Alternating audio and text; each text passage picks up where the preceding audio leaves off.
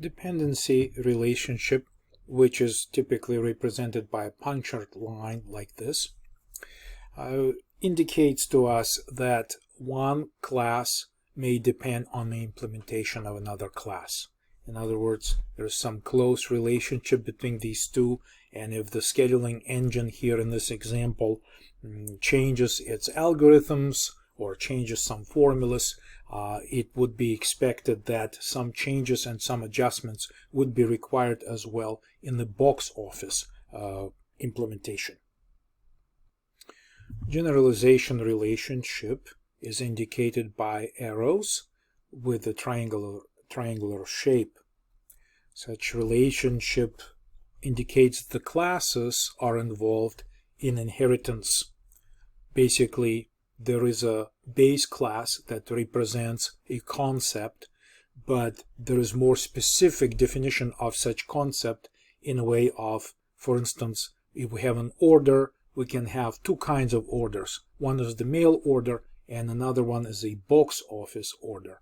And if this relationship, this generalization is in place, we would expect that all of the properties and functionality of the order would be inherited by these concepts, that more concrete definitions of order that derive from it. It's interesting to observe that the navigability, the direction here, is from the derived entity to the base entity. What does it mean? Generally speaking, since you cannot navigate against the arrow in the opposite direction, it indicates that the order is pretty independent compared to mail order and box office order. In other words, the order exists independently, but mail order and box office order both inherit everything that it has.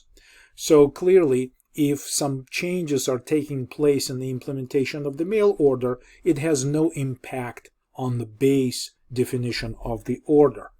At the same time, the opposite is or may be incorrect, because if there are some significant changes in the order implementation, especially if public operations or data attributes that the order includes are undergoing some changes, we would surely expect that the derived classes all have to be checked to make sure that they continue to use the base class correctly.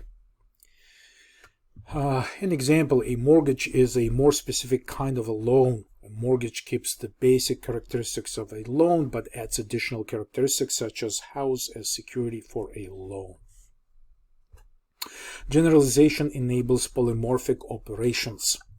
So that will be demonstrated later on when we study our business requirements in details and determine what kind of use cases and what kind of scenarios we'll be using, and that's just another topic. But here we just mention polymorphic operations briefly.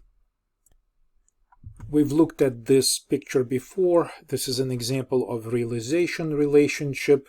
Just like on previous slide, we had an example of generalization relationship where we said the dog is a mammal, basically saying that mammal is a base definition of an entity and the dog is more specific definition of the same kind.